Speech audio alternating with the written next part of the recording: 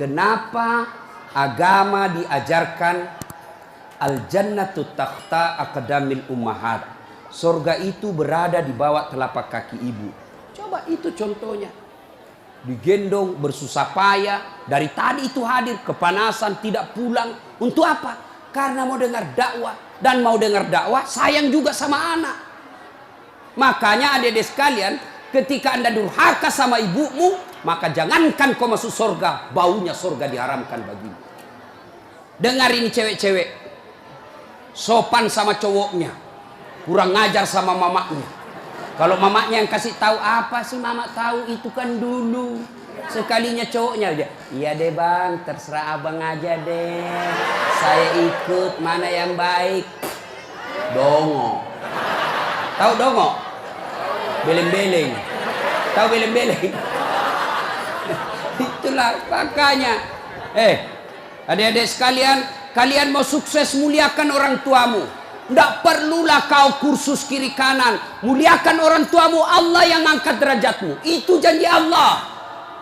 Biar kau sekolah tinggi-tinggi, tapi kau tidak hargai bapakmu, kau hina orang tuamu, bisa jadi kau dapat kerja, tapi kerjaan yang kau dapat makin jauhkan kau dari agama. Bisa jadi perusahaanmu lancar, tapi perusahaanmu justru menyeret kau masuk gampang neraka. Ada orang tidak cerdas, tidak terlalu berkualitas dirinya, tapi dia muliakan orang tuanya, Allah angkat derajatnya. Maka adik-adik, muliakan orang tua, enak hidupmu. Itu tadi model anak sekolah. Kalau kita model yang sudah punya istri, bagaimana modelnya Ustadz durhakanya? Takut sama istrinya. Dapat rezeki, suaminya bilang, bu, sudah lama kasihan ini nomor antrinya bapak, mau haji tidak dapat-dapat, ini ada kasihan duit, bagaimana kalau kita kasih umroh dulu ibu, bapak kita kasih umroh dulu di kampung. Apa langsung dia bilang istrinya, apa? Bapakmu terus. Apa? Mamamu terus. Langsung dia bilang suaminya, sudah mipalek, terserah kau. Ada begitu di sini? Ada. Beleng-beleng. Apa kamu takut sama istrimu? Nawamu semua dia kau ambil semua. Jangan takut sama istri, Pak. Bapak tidak bakal bahagia dalam hidupmu kalau kau lebih takut sama istrimu untuk membahagiakan orang tuamu. Nah. Makanya hidupmu susah dalam rumah tangga. Kenapa? Istrimu kurang ngajar sama ibumu. Maka bilang sama istrimu, jangan coba-coba sakiti perasaan ibu saya. Kalau kau lukai perasaan ibu saya bawa kau ke pengadilan agama, saya ceraikan kau baik-baik. Lalu saya bilang sama mamanya, istriku di rumah, boleh kau marah-marah sama saya, boleh kau tutup pintu, yang penting tidak kau kunci. Boleh kau lempar kepalaku, yang penting tidak kena. Satu yang tidak boleh, jangan kau pernah hina orang tuaku. Begitu kau hina orang tuaku, wabillahi taufiq wal hidayah, keluar. Begitu dek. Ada di sini takut sama istri? Jangan Pak. Itu yang membuat ibu juga kalau mau bahagia rumah tanggamu, muliakan mertuamu. Datang mertuamu dari kampung, dari Sulawesi Selatan, hormati. Jangan baru duduk mertua dia bilang, kapan ki pulang mak? Bawa dia, kasihan itu orang tua kalau dari kampung, naik dari Parepare, turun di pelabuhan barang, bawa ayam 3 ekor, lepas di terminal 1, nah kejar lagi tuh, bawa pisang, bawa beras, bawa semua dia bawa, kasihan. Padahal anaknya sudah ada kerjanya di papan, dia bawakan itu. Begitu cintanya orang tua kepada anak. Jadi wajar kalau ibu bapak kurang ajar, tidak akan mendapat berkah dalam hidup. Muliakan orang tua ya. Kalau ada yang tanya-tanya, kenapa hidupku susah selama ini? Tidak usah tanya jalan lain. Durhaka sama orang tua. Orang tuaku sudah meninggal Ustaz. Cara berbuat baiknya. 1, doakan. Allahumma gfirli wali walidayya warhamhuma rahma rabbayani. Saya heran lihat-lihat kita. Kalau tangannya ulama kita cium bagus. Bagus. Tapi pernahkah Bapak perlakukan tangannya ibu seperti itu? Pernahkah Bapak perlakukan tangannya orang tua? Saya orang lain, belum tentu saya doakan Bapak ikhlas. Doakan saya Ustaz, saya doakan tapi belum tentu saya ikhlas. Kenapa? Saya belum tahu Bapak. Tapi kalau orang tuamu yang doakan kamu, pasti ikhlas. Saya tadi kesini, ibu saya telepon. Mak, telo doa mau kak mak? Woi, wali doa aku nak. Saya tidak doakan diriku. Kau selalu kudoakan karena kau selalu jalan. Itu ibu.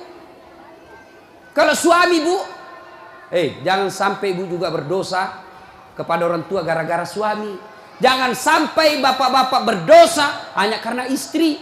Jangan sampai kalian yang masih kecil durhaka sama orang tuamu, maka hidupmu bakal susah. Muliakan orang tua. Doakan, Allahumma gfirli wali walidayya warhamhuma kama rabbayani shaghira. Sudah itu doa lagi, ya Allah ampuni dosanya orang tuaku kalau sudah meninggal. Terima amalnya, lipat gandakan kebaikannya, lapangkan alam kuburnya. Sudah itu saja. Ada rezeki, sedekah. Ada rezeki, sedekahkan. Saya mau terang kuburnya orang tuaku, perbaiki sound sistemnya masjid. Terang itu kuburnya. Saya mau terang kuburnya orang tuaku, kirim pembeli lampu, kasih tahu panitia masjid. Mulai bulan depan saya yang bayar itu masjid lampunya. Jangan ambil uang celengan. Terang itu kuburnya orang tua. Dan demi Allah tidak ada orang bangkrut gara-gara rajin sedekah. Ada yang bangkrut gara-gara sedekah? Mana buktinya? Makin sedekah makin kaya. Rahmat Mas'ud. Coba lihat. Orang datang itu, bos, membayar ke bos.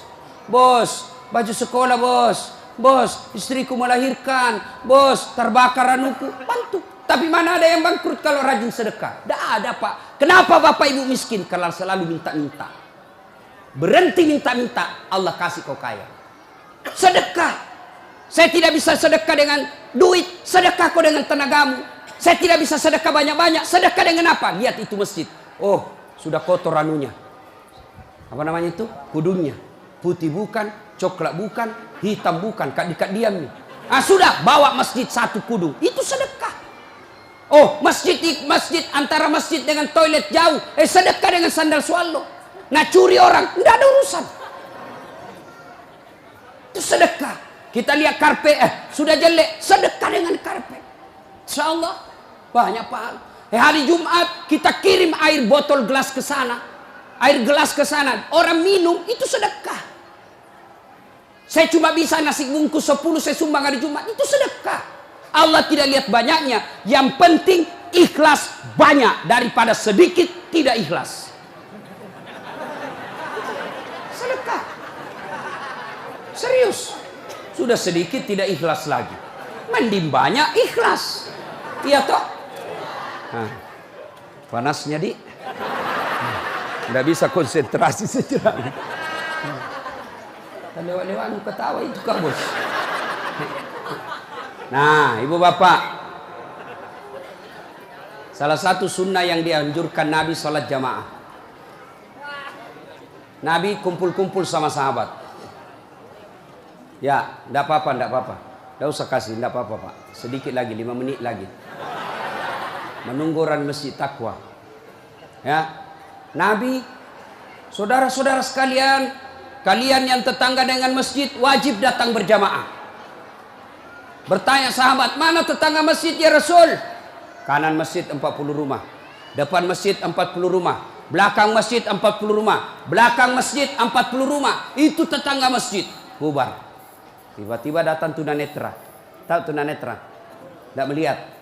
Ya Rasulullah, bagaimana saya? Oh, kau ndain karena kau tidak melihat. Pulang ini. Boleh kau sholat di rumahmu karena kau tidak melihat. Pulang. Belum jauh dipanggil kembali Nabi. Ya fulan, tan. Sini kau dulu. Kenapa? Kau dengar azan di masjid. Saya dengar ya Rasul. Kalau begitu kau wajib datang berjamaah di masjid. Zaman Nabi, tunanetra wajib berjamaah karena dia dengar azan di masjid. Kalau ini hadis diterapkan pak, penuh ini masjid jamaah. Kenapa? Kalau azan di menara sampai di ujung-ujung rumah dia dengar. Dan alhamdulillah masjid selalu ramai jamaahnya pak.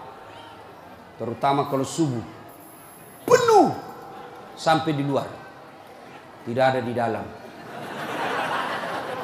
Yang di dalam orang tua sudah pensiun. Kentara itu kalau subuh orang tua pak. Bau minyak gosok baru kita masuk pintu. Minyak angin. Minyak gosok. Cap tawon. Tidak ada Bulgari. Orang tua semua di dalam masjid. Kenapa orang malas ke masjid? Satu, karena dia tidak lihat pahalanya.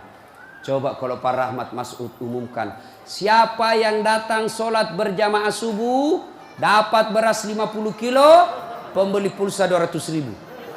Jam 5 sholat subuh, jam 10 malam sudah pesan masjid sampai di luar. Kenapa? Karena dia lihat pahalanya. Yang kedua, kenapa orang malas ke masjid? Karena dia tidak tahu pahalanya. Dengar bapak-bapak ini, terutama kita yang sudah muka-muka sakaratil maut ini, yang sudah tua ya, rajin-rajin ke masjid Pak, berdoa mudah-mudahan bapak lagi sujud ajal menjemput. Apa keutamaan berjamaah di masjid? Satu, kalau hujan basah baju atau kena debu melengket di badan, ke masjid, bajunya yang basah itu melindungi dia nanti di pada masa. Tahu mantel Pak, hujan, kalau hujan pakai payung. Apa tujuan itu payung? Supaya bapak tidak kena air, supaya ibu tidak kena air kalau pakai baju mantel. Begitulah fungsinya baju yang basah. Ketika bapak ke masjid dan gerimis, basah baju itu bapak yang melindungi bapak agar tidak disentuh api neraka. Sudah. Coba jangan juga salah paham. Teman-teman sudah dengar begini, hujan keras dia buka payungnya, pergi di jalan. Belen-belen namanya itu. Ya. Apalagi keutamaan berjamaah di masjid? Kata Nabi, kalau kau wudhu dulu, lalu kau datang ke masjid, langkah-langkah kakimu adalah jihad fisabilillah. Melangkah kaki kanan, 1 pahala dicatat. Melangkah kaki kiri, gugur dosa kecil. Jadi kalau 300 rumah masjid, dari rumah tak dari masjid, 300 meter kali 2, 600 meter. Berapa langkah kaki itu bapak dapat? Apalagi kalau bapak jalan begini. Berapa langkah kaki itu? Iya toh. Apalagi kalau bapak keliling-keliling dulu ke kampung baru. Sampai di sini selesai orang sholat dong. Apalagi keutamaan berjamaah di masjid. Seluruh materi yang kita lewati, pagar, tembok, dinding, aspal, tumbuhan, semua jadi saksi. Dia akan berkata, ya Allah, jangan kau masukkan dia neraka, masukkan dia surga. Saya saksinya. Tanggal 26 November dia datang berjamaah masjid. Saya yang lihat. Itulah sebabnya kalau kita sholat jamaah, kalau kita datang ke masjid, setiap kita sholat sunnah di masjid, 2 rakaat pindah lagi, 2 rakaat pindah lagi. Supaya apa? Tambah banyak saksinya di akhirat kelak. Itulah sebabnya Nabi menganjurkan, kalau kau ke masjid, lain jalan waktu pergi, lain pula jalan waktu pulang. Ini amalkan Pak, amalkan, itu sunnah. Bapak datang masjid dari pintu sana, pulang dari pintu sana. Itu makin banyak saksi di akhirat. Yang keempat, lipat 27 kali. Artinya, sekali bapak sholat di masjid, 27 kali sholat di rumah baru sama pahalanya. Apalagi, kalau di masjid ada disebut doa bersama. Mungkin di rumah bapak susah sholat. Mungkin di rumah banyak godaan. Mungkin di rumah ibu bingung. Ini saya sudah tahiyat atau belum? Ini sudah 2 atau 3? Ini apa? Kalau di masjid aman. Tidak ada kecemasan seperti itu. Nah, itu datang ke masjid. Yang berikutnya, yang membuat orang malas ke masjid. Tadi, yang ketiga, manajemen masjid tidak bagus. Mana manajemen masjid yang tidak bagus? Selalu disimpan saldo kas. Jangan simpan saldo Pak. Dengar ini panitia masjid. Bapak kalau simpan saldo kas di masjid, bapak yang tanggung dosanya, tidak jalan amalnya orang. Saldo kas 80 juta. Jangan simpan. Cari orang yang susah, yang rajin berjamaah. Ada utangnya di bank, bayarkan supaya dia lepas dari kredit. Boleh itu. Baru dia suruh cicil ke masjid. Kalau dia di bank berbunga, makin susah hidupnya. Boleh. Saldo kas 80 juta, kita mau kencing tidak ada air. Kerannya rusak-rusak, simpan, jangan. Berhenti jadi panitia kalau bapak tidak bisa urus masjid. Yang sudah tua mundurlah, kasih anak muda. Ini masjid bukan perusahaan punya. Begitukah di sini? Hah? Jangan marah Pak, siapa suruh kau panggil Pak?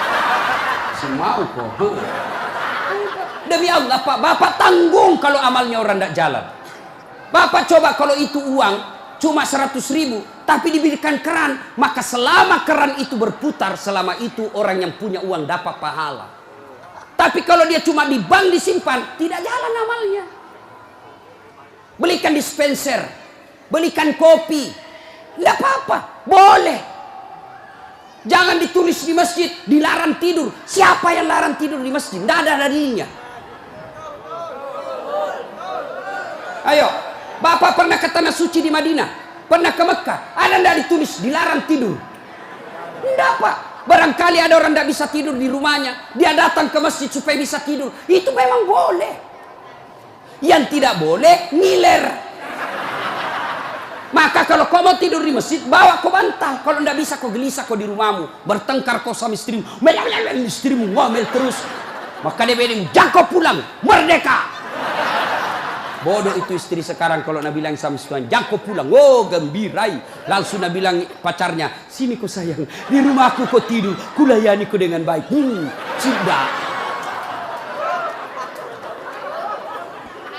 Jangan ditulis, jangan bawa anak-anak berisik. Bersyukur kalau masih ada anak-anak berisik di masjid. Kalau tidak ada anak-anak berisik di masjid, maka tidak ada lagi nanti yang mau datang di masjid. Kalian juga orang tua, kalau anakmu mau ke masjid, belikan songkok dan baju baru.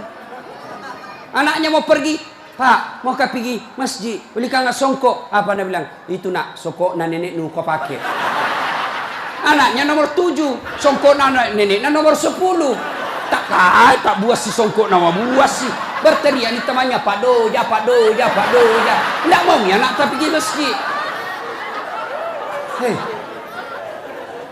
Ini masjid ini, sound systemnya tidak bagus. Kasih bagus. Ini saya kasih tahu Ki, tanya itu ahli tentang AC. Itu kalau ada AC besar begini, 2, dingin mini masjid. Tambah lagi itu. Tapi apa yang kasih panas? Karena Bapak pakai kipas. Itu kipas dengan AC, ibarat air dengan minyak. Tidak bisa dia menyatu. Kenapa? Itu AC ruangan harus tertutup. Kalau kipas tidak boleh tertutup. Kalau tertutup itu kipas, maka makin panas orang di dalam. Kenapa? Karena itu kipas perlu sirkulasi udara, perlu angin keluar masuk. Kalau tidak keluar masuk angin, maka angin yang ada itu saja nak putar terus, akhirnya jadi panas. Apalagi kalau ada yang bau keteknya di dalam. Pedek masesan oh. Kege mak badaram mangi. Mak bau lasuna mansedinya. Itu mi pentingnya anak muda jadi pengurus masjid. Karena kalian kalau sudah tua tidak ada yang tahu. Kau juga anak muda, muliakan orang tua. Tempatkan di mana itu orang tua, tempatkan sebagai penasehat masjid. Jangan masjid dikira dia punya. Ini lembaga umat yang punya. Kasih karpet yang bagus. Ada saldo kas, jangan simpan Pak, Bapak berdosa. Tidak jalan amalnya orang. Apalagi membuat orang malas ke masjid. Apa? Kadang-kala apa? Sound sistemnya jelek. Begitu kita takbir Allahu Akbar, langsung story.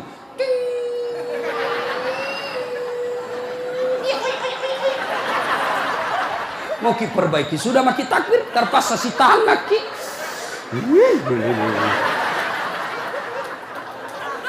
Apalagi membuat orang malas ke masjid. Apa? Kadang-kala muadzin. Jengkel orang dengar muadzin. Orang tua, sudah tua, tidak mau tong mengalah, mundur na wasangiko.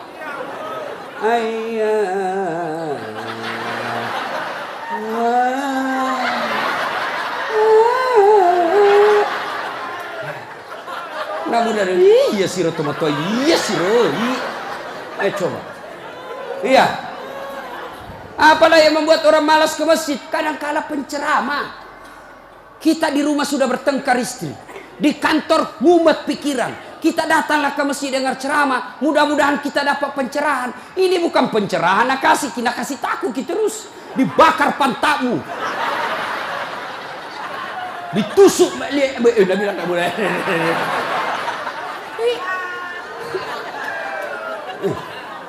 Iya, apalagi yang kasih malas orang ke masjid. Kadang-kala apa? Imam. Ada juga imam suka sekali baca panjang. Tidak tahu juga apa nak baca. Nagaret memi. Dolin. Al-Fatihah paling nak baca.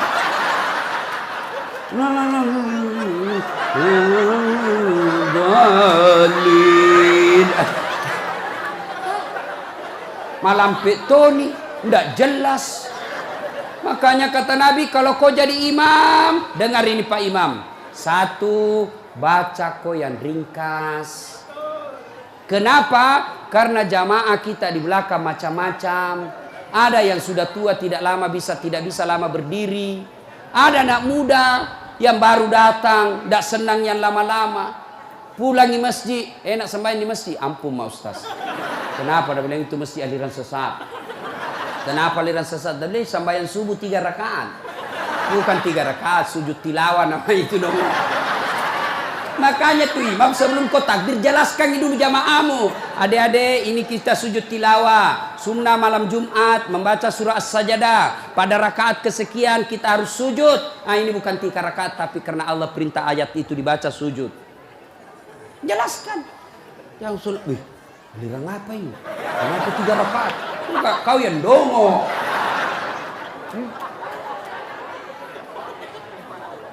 Tidak bisa orang lama-lama di belakang Pak. Mungkin ada orang termati yang ya karena dia tobat usia senja, tidak bisa lama kasih berdiri. Batena musessa, nak naik lagi kepalanya, belum bisa selesai. Nah ulah, malam itu jatuh lagi, naik udah lagi. Ada barangkali di dalam jamaah Satpol PP yang pakai sepatu baru. Lama ku baca, nah lupa simpan baik-baik sepatunya. Pasti dia, hilang di sepatu. Bapak imam sesat. Maka pasti dia tidak khusyuk. Ada barangkali juga ibu-ibu yang sekali kentut sudah makan pete.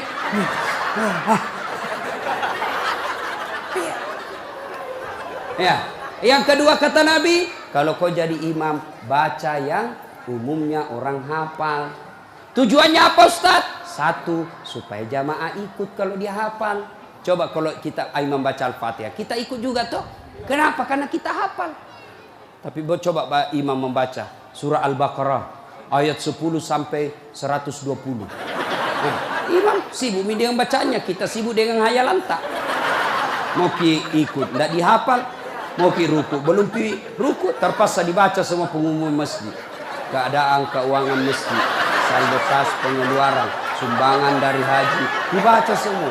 Belum selesai ini sudah dibaca satu palampang ini, satu ini dibaca lagi Persatuan Guru Republik Indonesia. Belum selesai imam dibaca lagi bajunya tim sukses Rahmat Masud, calon wali kota Balikpapan. Semua Pak dibaca. Siapa salah? Imam. Ada ini cerita gini, wallahu alam benar atau tidak. Ada penghafal Quran, dites bacaannya. Nah, kau imam, kau mau dengar bacaan imam lah dia. Dia baca betul yang susah. Hanya dia yang tahu. Tiba-tiba jatuh cicak kepalanya. Tas silang itu, stres. Orang stres hilang bacaannya. Apa sambungannya ini ayat? Mau ruku, tidak tahu apa sambungannya? Tidak ada tuh bisa bantu. Terpaksa Nabi bilang imam, tolong bantu di belakang. Nabi bilang di belakang, saya juga tidak tahu.